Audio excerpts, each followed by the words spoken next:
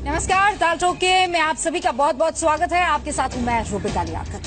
आज हम ये सवाल उठा रहे हैं कि जिस तरह से कल पाकिस्तान की आवाम के साथ प्रधानमंत्री मोदी ने सीधे सीधे बात की, ये प्रधानमंत्री मोदी के लिए जरूरी था या फिर ऐसा करना उनकी मजबूरी थी। प्रधानमंत्री नरेंद्र मोदी ने कल कोझिकोड के मंच से ये कहा कि वो सीधे पाकिस्तान की आवाम से बात करना चाहते हैं। मोदी ने पाकिस्तानी जनता से कहा कि आपके हुक्मरान आतंकियों के आकाओं का लिखा भाषण पढ़ते हैं। पीएम ने कहा कि भारत पूरी दुनिया में पाकिस्तान को अलग थलग कर देगा। पीएम ने यह भी कहा कि भारत पाकिस्तान को पूरी दुनिया से अलग थलग रहने के लिए भी मजबूर कर देगा। लेकिन प्रधानमंत्री ये भी कह चुके कि पाकिस्तान को गरीबी से, अशिक्षा से लड़ना होगा।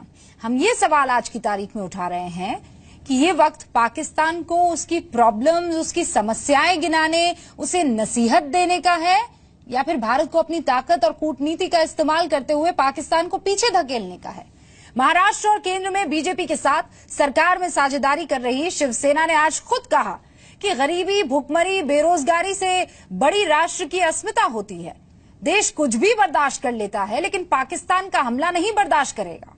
आज कांग्रेस ने भी मोदी सरकार पर आरोप लगाया कि इस सरकार ने शासन में आने के बाद अपने 2 साल बर्बाद कर दिए और पाकिस्तान को अलग थलग करने की कांग्रेस की नीति को अपनाने में देर कर दी। अब हम ये सवाल उठा रहे हैं कि क्या पीएम मोदी के इस भाषण से पाकिस्तान पर कोई असर पड़ेगा? और सवाल यह भी कि उरी की शहादत में 7 दिन के बाद देश में जो असंतोष है, देश में जो गुस्सा है, देश के जो सवाल है, उनका जवाब मिल गया।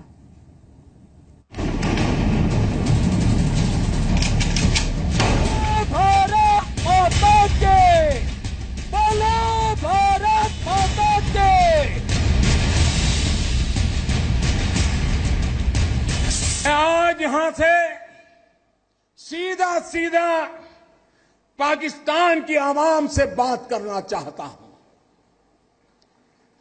उन हुक्मरानों से जो आतंकवादियों के आकाओं के लिखे हुए भाषण पढ़ते हैं। जो नीति मनमोहन सिंह सरकार की थी, इंदिरा जी की थी, राजीव जी की थी, पाकिस्तान को अलग थलग करने की, अब आपको सूझी है। वो साड़ी भिजवाई, आम भिजवाए, बिना बुलाए पहुंच गए, नवाज शरीफ की मां के चरणों में अपना शीश झुकाकर पैर छू लिए उनके। ये तो सब आपने किया है ना। अब फिर आप लौट रहे हैं तो 2.25 साल तो बर्बाद हो गया। सीधे को जीडी बख्शी साहब, सबसे पहले आपके पास 7 दिन हो गए उरी अटैक को। कल पहली जनसभा थी, लगा था पाकिस्तान को माकूल जवाब दिया जाएगा, उसे आईना दिखा दिया जाएगा। सर, आपको क्या लगता है, मिल गया वो जवाब? डॉक्टर अजय आलोक, ये सारी चीजें अंडर द कार्पेट है, वहां भाषण से निकलकर आने की जरूरत नहीं थी जो उम्मीद की जा रही थी। अग्री कर रहे हैं आप?